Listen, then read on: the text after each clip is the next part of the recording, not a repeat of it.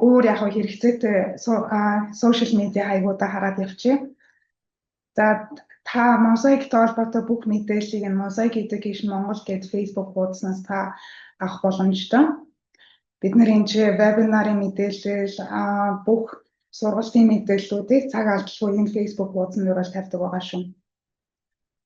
Одоо энэ Facebook хуудас руу бас асуулт байх юм бол бид нар илгээгээрэй. Бид нэр цаг тухайд нь ажлын цагаар бол та бүхний асуултанд хариулах боломжтой байгаа шүү. Вебинарын бичлэгийг болохоор Mosaic Education-ийн YouTube channel дээр тавьдаг. Үүнийг тоглоулах жигсаалт гээд Mosabook Монгол хичээлүүд гээд плейлист дээр өмнөх бүх вебинарууд байгаа. За яг яагаад ингэ вебинар та биеэрээ оролцоод байгаа вэ гэхлээр та вебинарт оролцож байгаа бүх багш нар бол энэ сертификат аавна. Оролцогчийн гэрчлэгийг аавна. Гэтэ та YouTube-ээс дараа нь вебинарыг нөхөж үзлээгээд бид та бүхэнд бол сертификат бол өгж чадахгүй. За хоёрдугаар сертификат авахын тулд бид тань руу энэ Zoom чатаар асуулгын хуудасны холбоосыг явуулна. За та тэр асуулгын хуудас дотор өөрийнхөө нэрийг тэгээд яг Mosaic бүртгэлтэй имэйл хаягаа бичээд тэгээд сургууль бас амьдардаг хотоо бичих юм бол би та бүхэнд сертификат өгөх боломжтой байгаа шүү. За Mosaic дээр та бас тусламж хүсэх боломжтой. За энэ бол тусламжийг хүсэх хэсэг байна. Энэ та өөрийнхөө сэдвээ сонгоод мессеж бичих боломжтой байгаа шүү. За цаашаа. За түрүүний нөгөө YouTube-ын плейлистээ бол харсан. За одоо энэ дасгалын дэвтэр дээр яаж ажиллах вэ гэхээр би одоо энийг дахиад даръя. Дараагийн анимашнаа тоглуулангууд нэг юм хуруу гарч ирж байгаа. Хуруу гарч ирж байна гэдэг нь болохоор энэ дээр тарах юм бол цаашаа өөр вебсайт руу орно гэсэн үг шүү. За одоо жишээлх юм бол одоо миний бүх энэ Монгол вебинаруудад хийсэн дасгалын дэвтрүүдийг би энэ Mongolian webinar гэдэг Mosaic цэгийн дээр ийм цуглуулга дотор бол хадгалж байгаа. Энийг бол та энэ дасгалын дэвтрүүдийг шууд аваад өөрийн болгоод тэгээд яг адилхан анимашн ашиглах боломжтой байгаа шүү. За яг энэ 5 өмнөх вебинар дасгалын дэвтрийг Mosabook дээр үзэхээр бол та энүүн дээр дарчгад хангалттай. Тэгэл адилхан. За тэгээ өөрийн болгоноор авах юм бол энэ доор байгаа файл руу орлоо. Өөрөөр хадгалах гээд тэгээд та өөрийнхөө нэрийг өгөөд миний энэ дасгалын дэвтрийг өөрийн болгож ашиглах боломжтой байгаа шүү.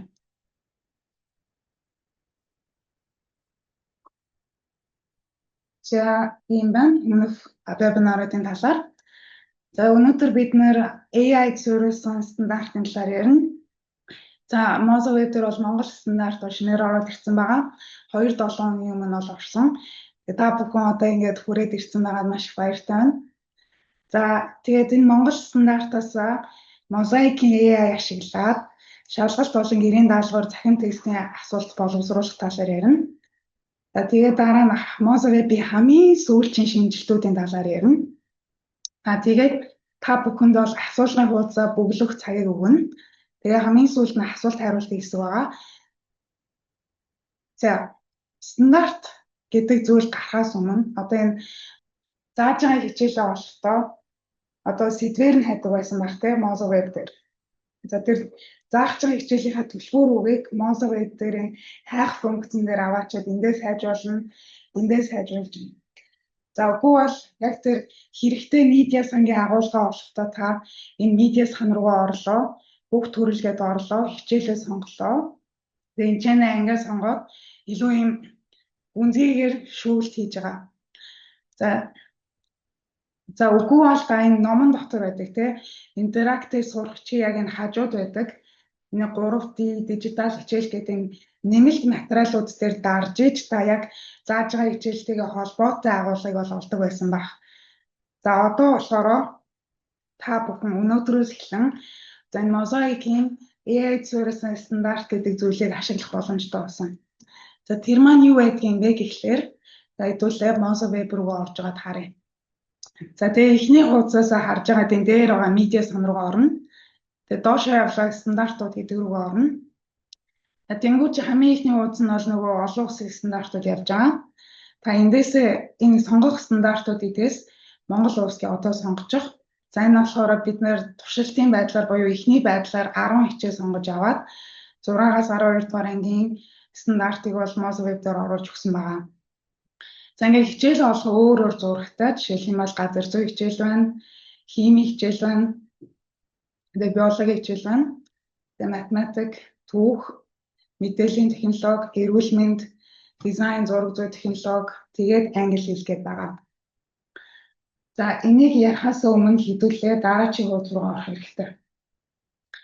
За энэ стандартуудыг болохоор бид нэр хаанаас авч үзсэн бэ гэхлээр бид 2021 он батлагдсан суур бүрэн дунд боловсролын хичээл сургалтын үр дүнг үнэлэх шалгуур дээр тулгуурсан байгаа.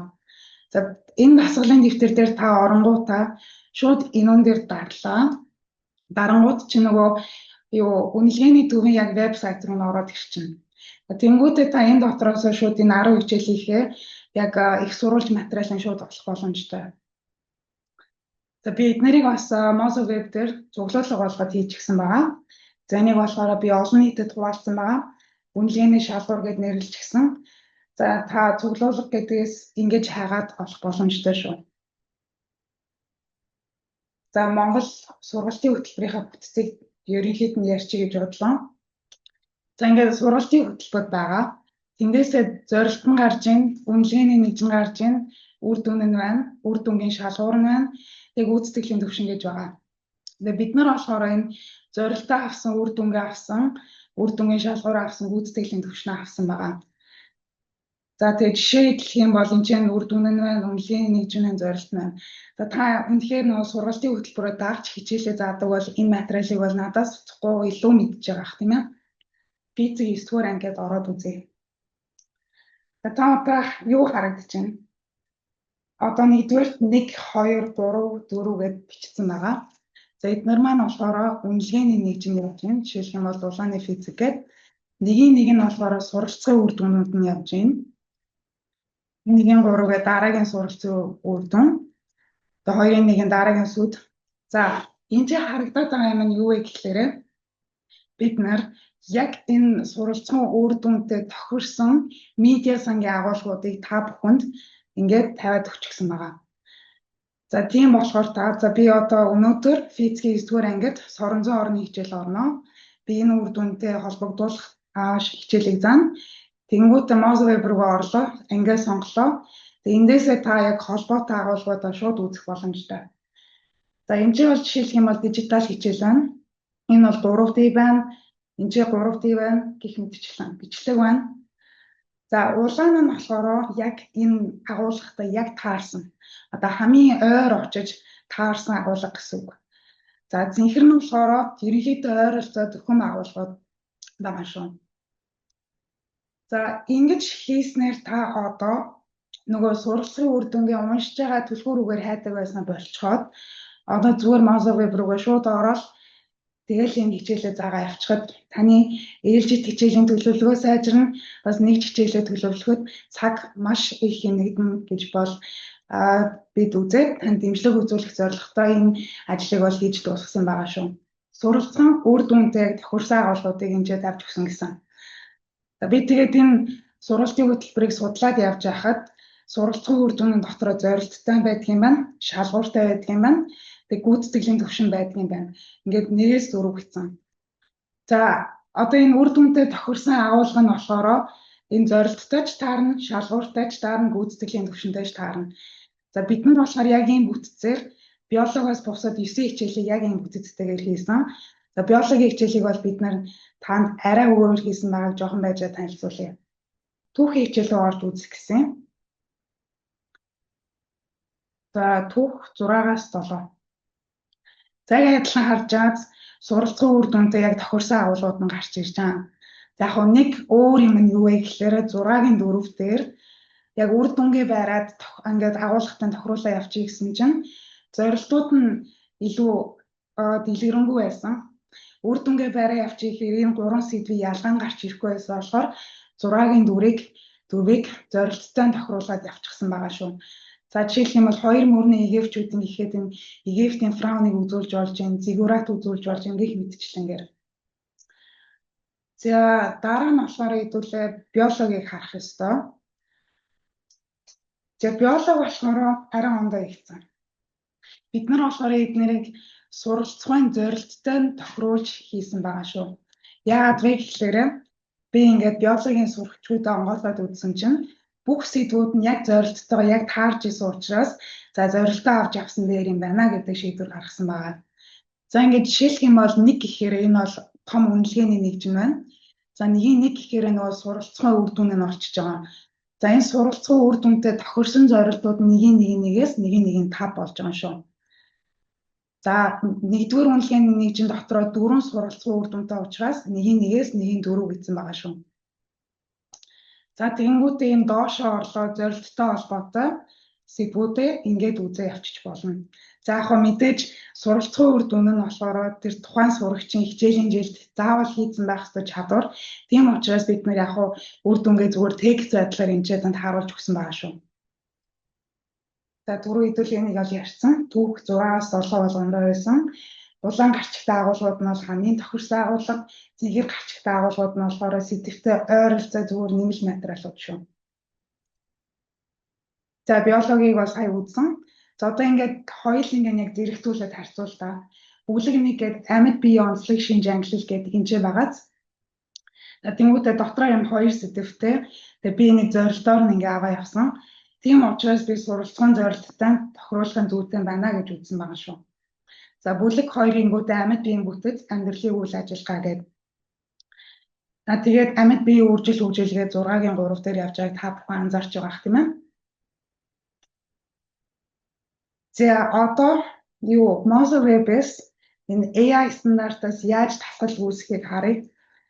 Тийм учраас одоо энэ стандартаас ч нь бол тасгалаа шууд үүсгэж болно. За тэрийг хэдүүлээ ямар аргаар үрж болохыг бол харъя. За нэгдүгээрх нь бол профайл руугаа орлоод тасгалын үзэн үүсгэх, миний цүнх тасгалын үзэн үүсгэх, өгвөл хажуу талын баруун иконуудаас энийг сонгох хэрэгтэй. За би одоо өөрийнхөө хаягаар орсон байгаа. Мөнгөн заяа Ганбаат гэж орлоо. Энэ доор тасгалыг үзэн үүсгэх байгаа. Тэнгүүд чинь нөгөө нэг даалгавар үүсгдэг AI шийдтэн хэмжээ байна. За гүү бол миний цүнх гэж орлоо тасгалын үзэн үүсгэх байгаа. За энэ бол хоёр дахь арга нь байна. Яг адилхан үз рүү аваач нь. Гүү бол энэ хажуу талд байгаа энэ зинхэр икон дээр дарлаа. Түр зүрийн тасгалын үз гэдээ орж болно. Тэгчих юм бол арай өөр төрлийн тасгалын үз рүү орно. Та гэхдээ энэ ч дарж агаад AI-гаар үүсгэсэн шинэ дасгал гээд яг адилхан хуудсан дээр очих боломжтой шүү.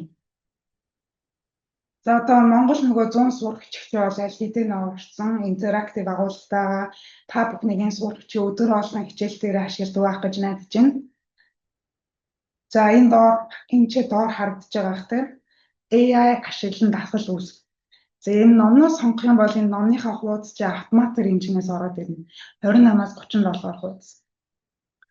За энэ дөрвөн төрлийн аргаар та AI дасгалын хуудас үүсгэх хуудас руу орох боломжтой. За одоо ингээд сонголоо. Монгол улсгээ сонголоо. За тэнгууд чи хэмжээ ангиуд нь гараад ирж байгаа. Та хэмжээнээ шууд хайлтаа хийж болно. Физик газар зүй хийн гээд. За жишээлх юм бол газар зүйгээ сонгоод авъя. За тэнгуучний юм хүснэгчийг юм олон юм гарч ирж байна да. Өөрийнхөө суралцсан үнэлгээний нэгжийн үр дүнгээ мэдж байгаа, зорилтоо мэджээвэл би хэмжээ болохоор яг өгүүлбэрээр нь бол бичээгүй зөвхөн хамгийн ойролцоо үгээр ингээд гарч өгсөн байгаа. Гэтэ аль болох танд ойлгомжтой байдлаар урд гарч өгөхийг бол бид нэр зорьсон. За энэ одоо 7-гийн 1 нь юу вэ гэхлээрэ үнэлгээний нэгжин гэсэн үг. За 7-гийн 1 нь гэхээр суралцсан үр дүн гэсэн үг. Тэгээ энэ 7-гийн 1 тэндээс 5 хүртэл болохоор суралцсан зорилт нь гэсэн үг.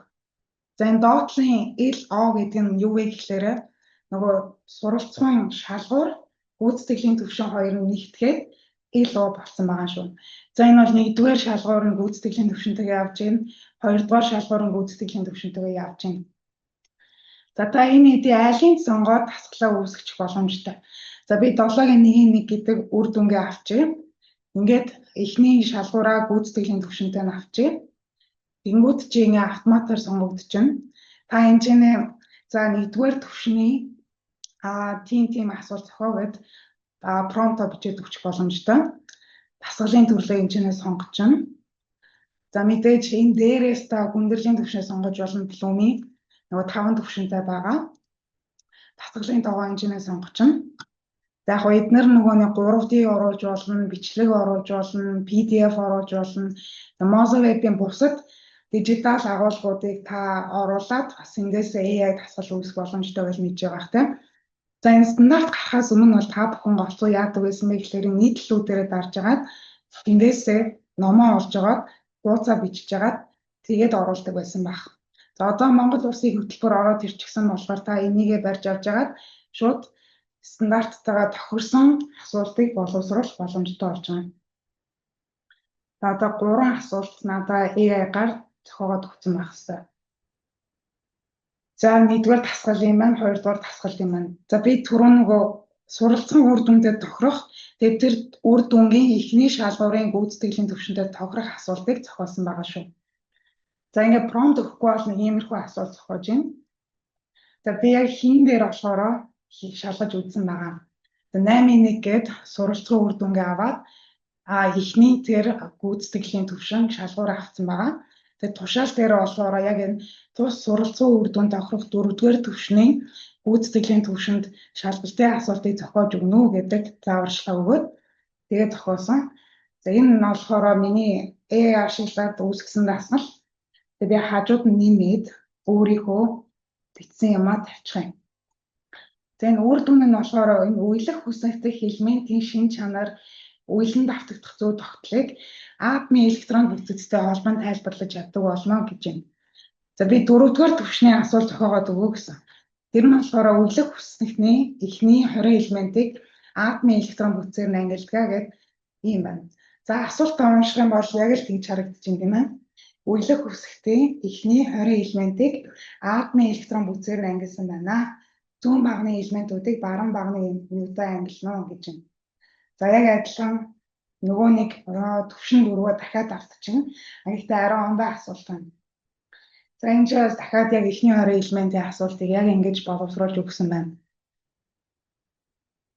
За тэгээд би нэг слайд бол өнгөрсөн байна. За би ингээд AI дасгал ингэж боловсруулахад заавал сайн промпт бичих шаардлагатай байдаг.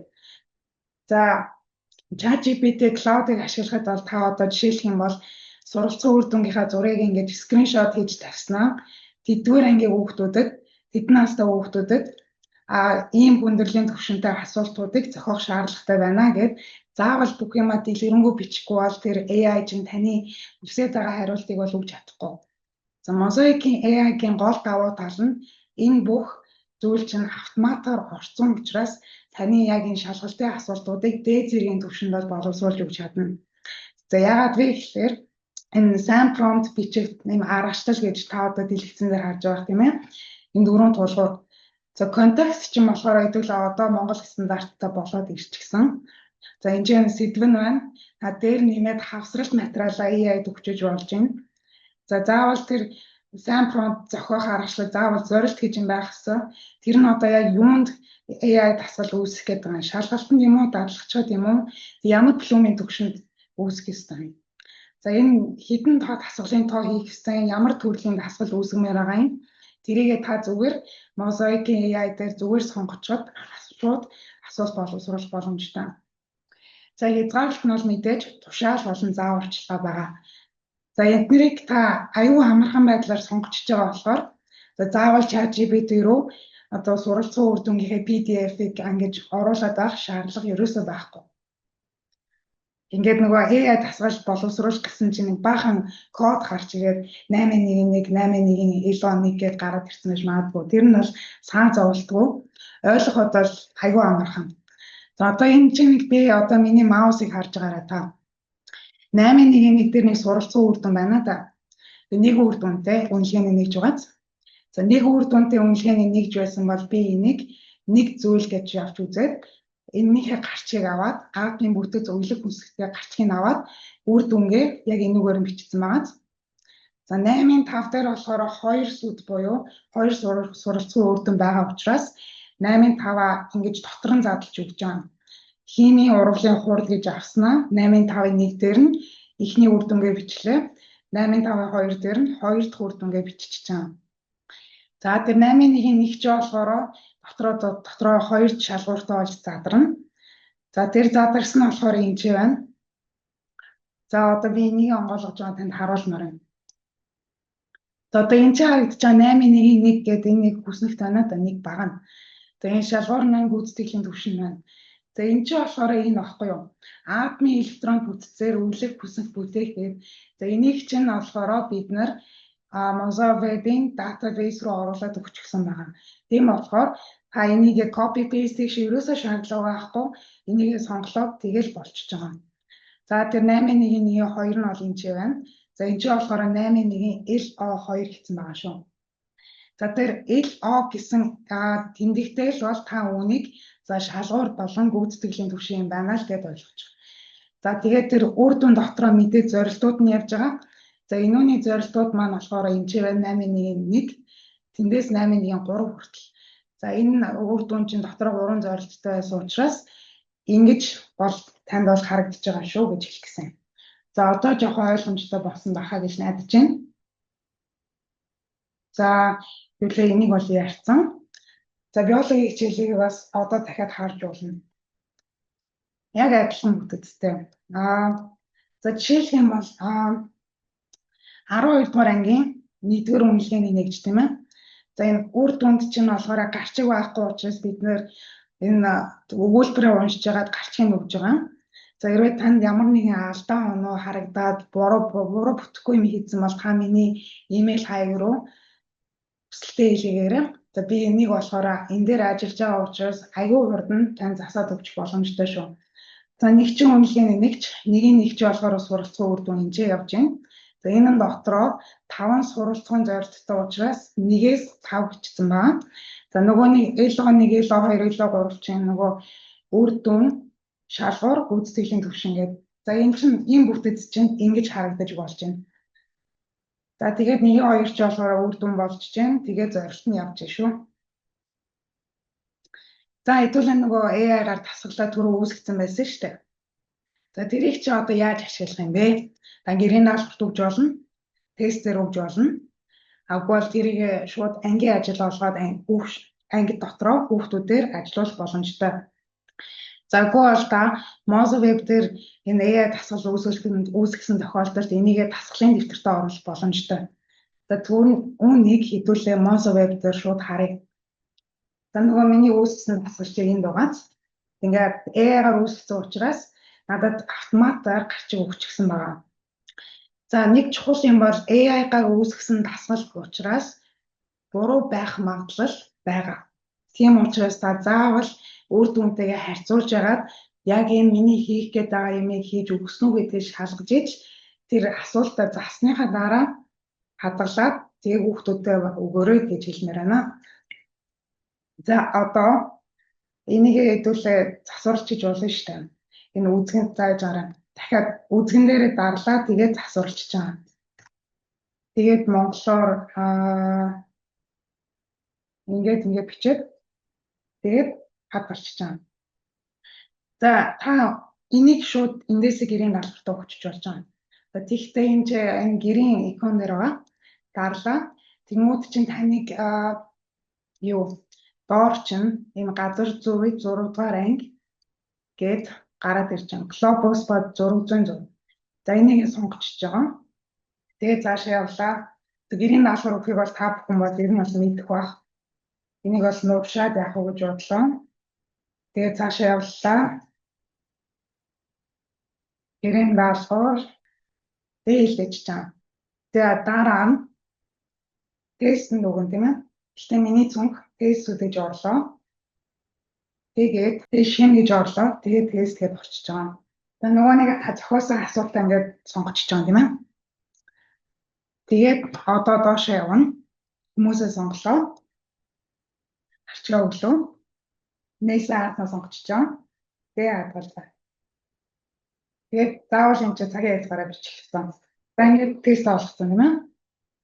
За дараа нь болохоор энэ асуултыг чи ангийн ажиллаар нээж болно. Гэтэ та цуглуулга руу орлоо. Дасгалын уудсууд эдгээр рүү орлоо. Дараа нь хэмжээ нөгөөний зохиосон дасгалчин байгаа. За яг энэ икон дээр нээгээд дасгал болгоно нээчих юм бол QR-аар уншдаг дасгал маань ингээд орчиж байгаа. За өнөөдөр бол цаг байхгүй учраас хэдүүлээ энийг хийгээд яах вэ? Та бол энийг Mozilla дээр бол очих боломжтой. За яг хоо дараа нь шинэ дэвтэр нээж агаад нөгөө нэг AI-гаар үүсгэсэн дасгалаа шууд дэвтэр дээр оруулах боломжтой. Тэгээ энэ чинь нөгөө нэг дөрвөн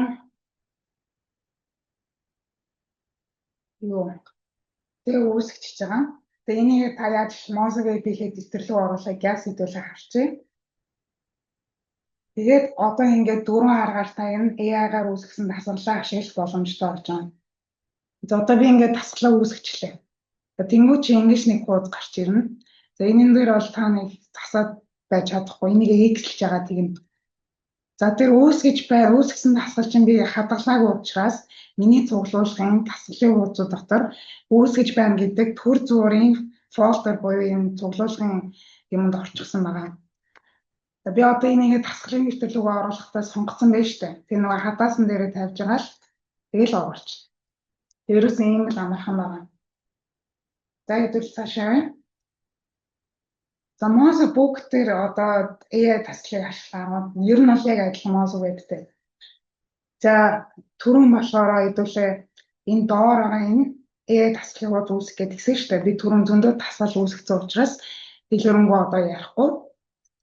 За би одоо зүгээр энэ AI-гаар үүсгэсэн дасгалаа зүгээр тань нэгээд харуулчих. Ингээ нэгж байгаа. За тэнгууд чинь энэ ч юм гурван сонголт гарч ирж байгаа. Энийг нөгөө нэг ангийн ажил буюу QR кодоор уншдаг асуултын байдлаар өгж болж байна. Mozilla Book дотроос. За энэ дээрээ дарчих юм бол браузер нээдлээ. Тэгээ яг адилхан нөгөө ангийн ажлаа эхлүүлж болж байна. За буцаага нээлээ. За тэгэнгүүтээ та энийг гэрийн даалгаврчууд өгж болно. Үгүй бол иконоо сонгоод дасгалын нэвтрэл рүү оруулж болно. За ингэж гэрийн даалгавар өгөх бол танд заавал Mozilla Web байршуулах гэж хэлнэ. Тэгээ байршуулах гэсний дараа нөгөө нэг гэрийн даалгаварт өгдөг цонхон дахиад гарч ирнэ одоо. Тэгээ шинэ гэрийн даалгавар гингүүтээ. За жишээлх юм бол ингээд гэрийн даалгавартаа өгчөж болж байгаа. Тэгээ адилхан процесстэй. За энэ ингэж үүсгэсэнгээ дасгалыг та заавал хадгалах ёстой шүү. За ингээд үүсгчингүүд нэг иймэрхүү хуудас гарч ирэнгүүт та заавал эхний алхам нь заавал хадгалах ёстой. За хэдүүлээ цаашаа. За ирээдүйн төлөвлөгөөгөө та бүхэндээ хуваалцсанаар. За шинээр орох хичээлүүд болохоор 6-аас 12 дугаар ангийн нийгэм судлалын хичээл орно. Дараа нь 6-аас 8 дугаар ангийн төрөлх урлагийн хичээл Монголын стандарт руу шинээр орох байгаа. За бид нар бол суурь бүрэн дунд сургалтын хөтөлбөрийн тэр 6-аас 12 шинжлэхдэх үед яг тэр яг адилхан стандартаа дахиад шинээр хийгээд оруулна. За оруулсан үед та бүхэндээ дахиад мэдээлэл өгнө. За цаашаа. За одоо Mozilla Web шинжилт рүү. За одоо гоё хэсэг эхэлж байгаа. Танд аягүй хэрэгтэй мэдээлэл орж ирнэ. За 2026-аас 2027 оны хичээл хэмжээлтээр буюу одоо 9 сарын 1-ний өдөр та бүхэн сурагчдаа за Mozilla Web руугаа ороод хэрэглэгчийн профайл руугаа ороод та нар анги ахиулаарай гэж хэлэх ёстой. За тэр мэдээллийг болохоор бид нар яг энэ 9 сарын 1-нд сурагчдаг Mozilla Web дээр мэдээлэл байдлаар өгнө. За энэ мэдээлэл болохоор 21 хоногийн туршид харагдана. За сурагч тэгээ өөрчлөлтөнд тохиолдолд тэр мэдээлэл нь алга болчихно. За би жишээ олгоод харуулъя. За одоо би өөрийнхөө нэр дээр дарлаа, дахиад өөрийнхөө нэр дээр дарлаа. Тэгжээж би өөрийнхөө хэрэглэгчийн профайл руу орж байгаа. Тэгэнгүүтээ доошоо явлаа. Анги гэдгийг сонгож байгаа. Тэгээ би одоо 7 дугаар ангийн сурагч байсан бол одоо 8 дугаар ангийн сурагч гэдгээ сонгоод ангиа нэгээр нэмүүлээрэ гэдэг тийм л мэдээлэл байгаа. За тэгээд энийгээс олчих юм бол тэр солиоро гэсэн мэдээлэл нь байхгүй болчихно. Тэрийг та 9 сарын 1-нд сурагчтай хэлэхүүр мартуй за. Гэхдээ тэрнээс өмнө бид нэр имэйлээр ч юм уу, Facebook дээр ч юм уу та бүхэнд хэрэгцээтэй мэдээллийг цаг тухайд нь хүргэнэ. За багш нарын хувьд хийх ёстой зүйл юу вэ гэхээр та Mozilla дээр байдаг бүлгийнхээ нэрийг өөрчлөх ёстой. За юуныг болохоор бид нэр яг сургууль хэлхээс 7 хоногийн өмнө таныг бүлгийнхээ нэрийг ингээд өөрчлөө гэсэн мэдээллийг өгнө. За энэ мэдээлэл бол та өөрчилсөн байсан ч гэсэн ялгаагүй 14 оны турш бол харагдана. За тэгвэл та мэдээж жишээлх юм бол миний цүнх гэдээ орлоо, бүлэг гэдэг рүү орлоо. За одоо таны анги 2025-аас 2026 11А байсан бол 2026-аас 2027 12А болж солигдно гэсэн үг шин. За бүлгийн энэ нэрийг солихдоо та тухайн бүлэг рүү орлоо. Тэгснийхээ дараа тохиргоо руу орлоо. Тэнгүүтээ энэ чинь бүлгийн нэрээ өөрчилж. Тэгэл хадгалаад тэгэл ерөөсөө болчихж байгаа. За нэг ийм шинжилэл байна. Хэдүүлээ цаашаа явъя. За үнэлгээний талаар шинжилэл. За гэрийн даалгавар 1 гэж байж. За тэгэхээр энэ чинь харагдаж байгаа татаж авдаг икон байгаа. Тэн дээр дарчингууд энүүний маань үр дүн нь ингэж гарч ирж байна. За тэнгуут чинь одоо харж байгаа дасгал болгонд хүүхдүүд хэдэн оноо авсан гэдгийг харж болж байгаа. За энийг бас бид нар шинээр хийж өгсөн. За энэ Александра гэдэг хүн бол эхний дасгал дээр 3 оноо авах байснаас 1 оноо авч чадсан байна. Хоёр дахь дасгалын уудсан дээр 4 оноо авахаас 2-ыг авч чадсан байна гэх мэтчлэнгээр. За энэ тасгалаар оноог хардыг бол бид нар шинээр хийж өгсөн байгаа. Тэгээд хуваар дүнгээр хараад явчихна. За дараачих нь бол мэдээж ойлгомжтой. Та тухайн бүлгийн үнэлгээг бас татаж авах боломжтой. Сурагчид нь энд байна. Гол ялгаа нь юу вэ гэхээр энэ бүлэг дотрын сурагч болгоны бүх хийсэн гэрийн даалгаврыг ингээд нэг нэгээр нь хараа явчихна. Тэгээ ингээд цагаад сонголоо. Гэрийн даалгавар 1, гэрийн даалгавар 2, тэгээд дунджийн хувь дүн. Ингэж л 2 ондоо юм байгаа. Нэг нь гэрийн даалгаврынх, нэг нь бүлгийн нийт оноог ингэж татаж авдаг. За гэрийн даалгавар. За одоо эндээс би олж өгнө. Гэрийн даалгавар 8. Тэнгүүтээ энэ дээр нь дарчих. Дарангууд чинь дээр нь үнэлгээ гэдэг нэг юм гарч ирж байгаа. Тэрэн дээрээ дарчих. Тэнгүүд чинь нөгөө сурагчид нь ингээ гарч ирж чад. Хэдэн оноо авсан байна. За нийт 8 дасгалтай байсан гэхэд ингэж гарч ирж байна. Нэг нэгээр нь үнэлгээгээ бичсэн байна. Тэгээ энийгээ та энэ дээрээ дарангууд чинь Excel файлаар татагдаад авчна. За би одоо онгойлгож байна. За энэ. За энэ чинь нөгөө дасгалын нэвтэр 8-1 2 одоо 8 дасгалтай нийт оноо нь байна. Миний үнэлгээ нь энэ байна. Өв түн нь ингээ гараад ирж байна. За одоо энэ чинь нөгөө Монгол нэртэй хүмүүс энэ чинь явж байгаа. Энийгээ би барьж авч байгаа татаад авчи. За одоо гараад ирсэн. За одоо нөгөө Монгол нэртэй хүмүүс чинь яг зөвөөрөө уншигдаж байгааг бол харж байгаа тийм ээ. Тэгээ бид нар энэ алдаагаа засаад одоо бэлэн болсон байгаа. Та энэ татаж авах CSV-гээр татаж авах функцийг бол асуудалгүй ашиглах боломжтой болсон шүү гэж хэлсэн. За дараагийн юм маань болохоор энэ байна. Миний цүнх бүлэг рүүгээ орлоо. Тэнгүүтээ би одоо зүгээр миний өөрийн хийсэн анги байгаа штэ. За би бол Мөнгөнзэй Ганбат. Тэгээ миний нэр энэ байвал би энэ бүлгийн эзэмшигчээ гэсэн үг. За энэ мозаик тэр Casajudit гэдэг хүн бол математикийн бүлэгтэй хүн байна. За энэ бол бүлгийн эзэмшигч байна гэж харъя шүү. Би өөрийнхөө бүлэг рүү орлоо. Тэнгүүтээ үнэлгээ гэдэг рүү орлоо. Энэ чинь би цагаа сонгочих хэрэгтэй. Би одоо жишээ нь 2025 оны 11 сарын 1-ээс 18-ны хооронд би голтур гэрийн даалгавар өгсөн учраас тийшээгээ орж байгаа шүү. За тэнгуут чинь нөгөө нэг бүлгийн гишүүчин гарч ирж байна. Эхний гэрийн даалгаврын хувь дүн, дараагийн гэрийн даалгаврын хувь дүн, тэгээ дунджууд тэгээ дүн нь ингээ гарч ирж байгаа шүү. Тэнгуутээ миний цүнх цуглуулгад гэдээ орчих. За энэ доктор цуглуулга дотроос та наривч гэсэн шүүс хийх боломжтой.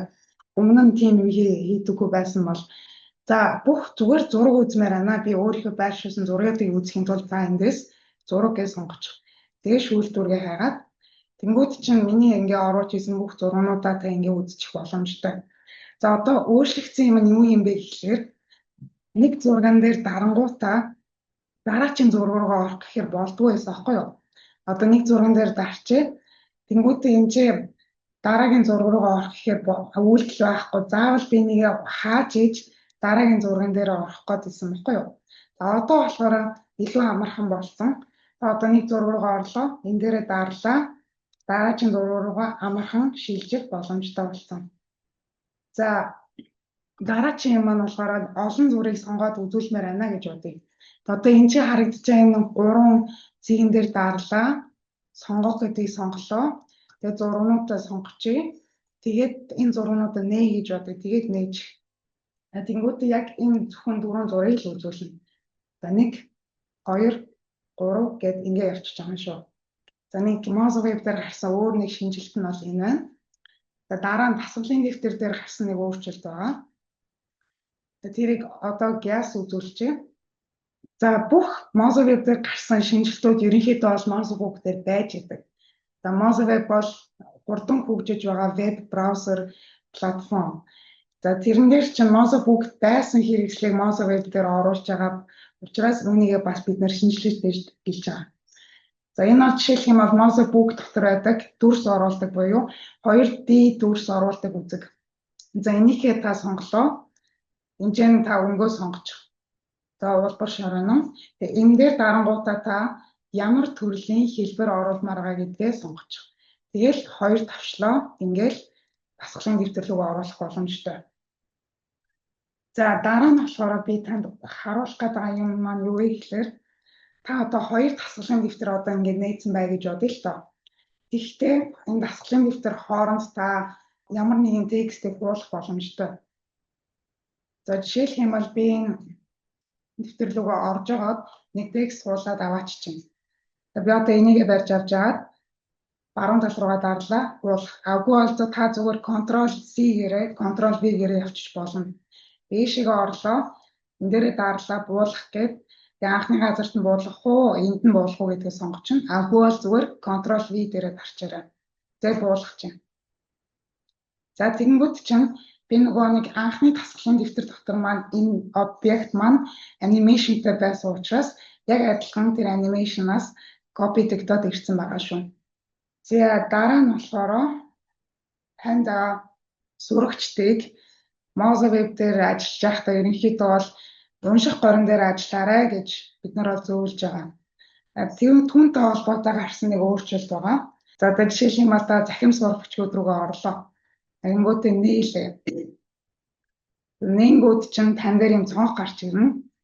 За тэгээ бүтэн дэлгэц рүү ороо гэдэг. Тэнгүүд чи яг энэ Mozweb чи яг ном уншиж байгаа юм шиг харагдана. Тэгээ баруун руугаа дараа гүйжигдчихэж байгаа. За тэгээд зурган дээрээ дараа томруулчих чинь. Тэгээ эргүүлнэ. Тэрийгэ буцаага хаалаа. Тэгээ текстээ дараад ингээд томруулчих болж байна. За одоо юу текстээ томруулж харж байна. Тэгээ буцаага тавилаа. Одоо та утсаа баруун тишээ эргүүлэх юм бол 2 уудтай байдлаар унших боломжтой. Тэгээд доотлын нөгөө нэг зэксүүдээ нэгээд хаах боломжтой болсон байгаа шүү. За тийм учраас сурагчдаа Mozweb-ийг унших горон байдлаар ашиглаарай гэж хэлээрэй гэж хэлчихсэн. За одоо энэ болохоор хамгийн сүүлийн шинжилэл байгаа. Шинэ мэдээ үлээ авах гэдэг. Тэрийг Mozweb дээр харуулах ёстой. Та нэр дээрээ дарлаа. За мэдээллийн захидлын жагсаалтад бүртгүүлэх гэдэг. За та хэрвээ манай компаниас гаргаж байгаа шинэ шинжилтүүдийн талаарх мэдээ, агуу сургалтын талаар мэдээ, шинээр гарч байгаа вебинарын талаар мэдээлэл авах сонирхолтой бол та энэ мэдээллийн захидлын жагсаалтад бүртгүүлээрэй гэж хэлсэн.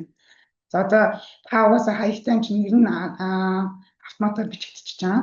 Имэйл чинь байж байна. За тэгээд энэ чанар дараад бүртгүүлчих юм бол таны имэйл руу mosaic-educational имэйл хэлгэнэ, тогтмол имэйл хэлгэн гэсэн үг. Монгол улсын дээр суур боловсролын стандартаас монгол хэл үндэсний бичиг уран зохиол орос хэл ороогүй байгаа. За яагаад вэ гэхээр Mozweb болохоор ер нь бол олон улсын төвшөнд ажилладаг платформ.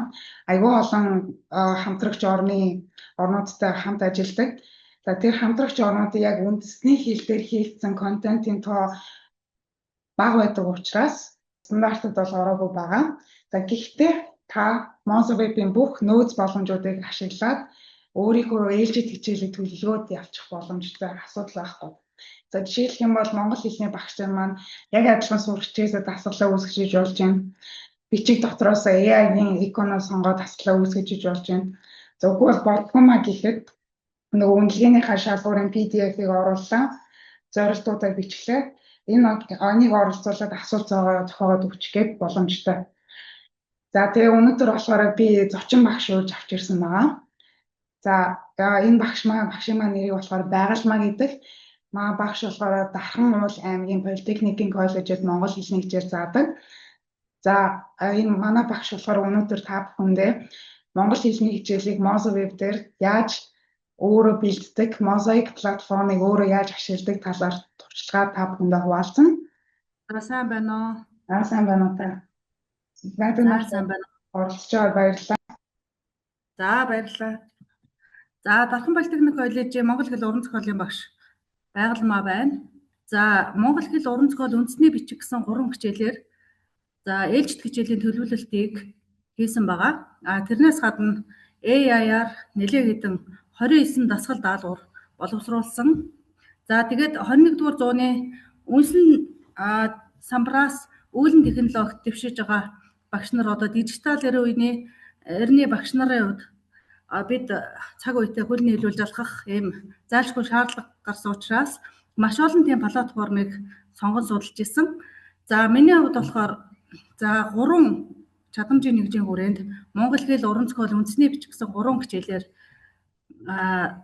ээлжид хичээлийн төлөвлөлт суралцсан одоо зорилтынхаа хүрээнд хийж үзсэн байгаа.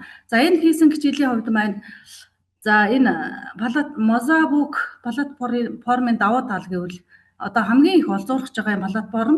За энэ платформын хувьд болохоор за бид нар мэдээд суралцсан зорилтоос бид нар тухайн хичээлийнхаа сэдвийг аваа зорилт хүр дүнгээ тодорхойлсныхаа дараа хамгийн их таалагдсан зүйл нь юу вэ гэхээр энийг сурах хүчтэй шууд холбож олж исэн сурах хүчтэйгээ ээлжид хичээлийнхаа төлөвлөлтийг. За тэгээд би яасан бэ гэхээр энэ тамхи төр жүжигдээр суурлаад за эндээс юу оруулж ирсэн? Одоо сэтэлжүүлэлтийн хүрээнд асуудал төвшүүлэн таамаглах гэсэн сэдвийн хүрээнд бинд Ариун Баатар Тэнгэр нарын нөгөө дуулсан би Монгол хүн дууг одоо энэ сэтэлжүүлэлт болгоод ороод ирсэн. Эннээс юу үзэж байгаа юм бэ гэхээр Монгол хүн одоо ондоошил ба ижилсэл гэж яг юу юм бэ гэдгийг хүүхдүүдэд одоо мэдээлэл өгснийхаа дагуу за тухайн хичээлийг яагаад тамгагүй төрөөсөн юм бэ? Тэ энэ хичээлтэй холбоотой асуудал төвшүүлээ ингээ оруулаад ирсэн. За асуудлыг шинжилэн судлах гэдэг дээр би бас яг энэ тамгагүй төр яагаад өчгдөг болсон юм бэ гэсэн энэ зохиолчийн өөрийнх нь нөгөө нэг юг шалтгаан зохиолыг яагаад бичих болсон юм бэ гэсэн шалтгааныг тодруулахын тулд би бас энэ бичлэгийг оруулаад ирсэн зохиолчийнхоо. За тэгээд энэ дээр үндэслээд зохиолынхоо асуудлыг төвшүүлээд за маш сонирхолтойгоор хүүхдүүд маань хүлээж авч ирсэн. Яагаад тамгагүй төр байгаа юм бэ? Тэгэнгүүт яагаад энэ тамгагүй төр гэсэн юм бэ гэд сэтэлжүүлэлт үүсгэнгүүтээ тухайн хичээлийнхаа үйл явдлыг тамгагүй төр жүжигийн хэсгээс оруулж ирээ хүүхдүүдтэй ерөнхий мэдлэгийг бүтээлгдсэн. Тэгэнгүүтээ би ахаад PDF-ээр би хичээлээ 40 минутын хичээлийг иж бүрэн боловсруулсан байгаа PDF хувилбараар. За энийг холбож өгөнгүүтээ ахаад би эндээс ерөнхийдөө хүүхдүүдэд дүрийг хэрхэн яаж утгасаанаа тодруулах вэ гэдгүүднээс хүүхдүүдтэй PDF-ээр хичээлээ оруулаад ирсэн. За тэр хичээлээ оруулж ирэнгүүтээ дүрийг утгасаанаад хэрхэн яаж нөлөөлж байна вэ? Тэр нөлөөллийг оруулж ирэхин тулд би PDF-ээр хичээлээ оруулсан учраас хүүхдүүдээр дүрийн талаар ажилуулаад за тэгээд AI ашиглаад мэдлэг бүтээлгэхэд ингээд юу яатсан холбогдсон байгаа. За энэ маань миний 40 минутын ерөнхий бүх хичээлийн бүтэц байгаа тийм. За тэгээ AI-аар шалгалтаа тухайн өдрийн мэдлэг бүтээлгээд хүүхдүүдийн маань гүйцэтгэл ямар байсан бэ гэж шалгангуудаа AI-аар ийм суралцгуун Bloom taxonomy аргаар суралцгуун 3 зорилтын хүрээнд ийм 3 даалгавартай асуултыг хийгээд хүүхдүүдээр ажилуулгангуудаа ахаад гэрийн даалгаварт болохоор ахаад асуудал төвшүүлээд үлдээсэн. Яагаад тамгагүй төрөөс юм бэ? Тэгээ эргцүүлэмж ичгүүднээс хүүхдүүдэд яг тухайн үеийн одоо үйл явдалтай холбоод хичээлээ эргцүүлж бодохын хүрээнд энэ бичлэгийг сонсоход тэгээд юу яасан байгаа. Ээлжид хичээлээ дүүргэсэн байгаа. За энэ Mosaic платформ надад маш их таалагдсан. хичээлийг иж бүрнээр нь сэдвээр нь бүлгээр нь хийх боломжтой. Дээр нь сурах бичих манай Монгол хэл уран зохиол үндэсний бичгийн сурах бичгүүд маань энэ Mozabook платформд холбогдсон байгаа учраас энэ тухайн хичээлийг би тухайн сурах бичгийнхаа сэдвтэй шууд юутай холбох боломжтой байсан. 12 дугаар ангийн уран зохиолын ном харах нь энд орж ирэх байсан учраас би олгож чадаагүй. За Монгол хэл үндэсний бичгийг бол ингээд яг тухайн сурах бичгийнхаа хуудсанд хадаад хичээлийг явуулах бүрэн дүүрэн боломжтой. Ийм давуу талууд ажиглагчсан учраас айгүй их олзуурч байгаа миний хувьд. За 18 оноос 26 он хүртэл ерөнхийдөө их олон платформыг туршиж үзсэн байгаа миний хувьд. За тэгээ хамгийн сүүлийн Mozabook маш их таалагдсан. Одоо би 26 оны хичээлийн жил дуусахад ерөнхийдөө бүх хичээлүүдээ энэ цахимжуулах тийм хүсэлтэй байна. За тэгээ үндэсний бичгийг би бас холбож үзсэн. Үндэсний бичгээр AI дасгал даалгаврыг бас холбож өгч байсан. Тэгэхээр би одоо уран зохиол монгол хэл үндэсний бичиг аль алийг ингээд холбоод тухайн хичээлүүдийг заагаад илүү сонирхолтой болгох тийм бүрэн дүүрэн боломжтой гэж харсан учраас ер нь их ууйгүй энэ платформыг судалж байгаа миний хувьд. Хэдүүлээ цаашаа үргэлжлээд явъя. Санал сэтгэлээ туршлагаа хуваалцсан байгаа шүүхтэй үнэхээр их баярлалаа. Баярлалаа. Яг хоо нэмж юм хэлэх гэсэн. Жишээ нь би нөгөө үндэсний бичгээс би нөгөө AI-гийн икона ашиглаад дасгал үүсгэж болж байгаа. Тэгээ би ингээд тушаал дээр болохоор миний хариултыг монгол бичгээр зохиоод өгөөч гэсэн. За тэгээ манай AI чи болохоор юу яадгүй юм байна. Монгол бичгээр автомат гаргаж өгдөг, зөвхөн кириллээр гаргаж өгдөг юм байна. Ингээд зохиогоо гаргаад ирсэн асуултууд нь ингэж гарч ирж байна. За гэхдээ та Mozabook руу орж байгаа энэ дасгалын хуудасаа өөрөө засаад явчих боломжтой. Би одоо тэрийг харуулаад байна. Одоо би энэ зүгээр кириллээр гэд бичээд бүрүүлээд тэнгуүтээ энийг копидэж ирж авч байгаа. Ийшээгээ засварж явахдаа асуулт руугаа бас хариулт руугаа оруулаад авчиж болж байгаа. За энийг болохоор бид нэр уншихад амар байдлаар босоо байдлаар оруулах гад хүсэлтэй болгосон байгаа. За тэр функц бол хизээ гарахыг бол бид нар одоохондоо шилж тухайн гэхдээ энийг бол монгол бичгээ босоо байдлаар үзүүлнэ гэж төсөлтөө өгсөн байгаа шүү.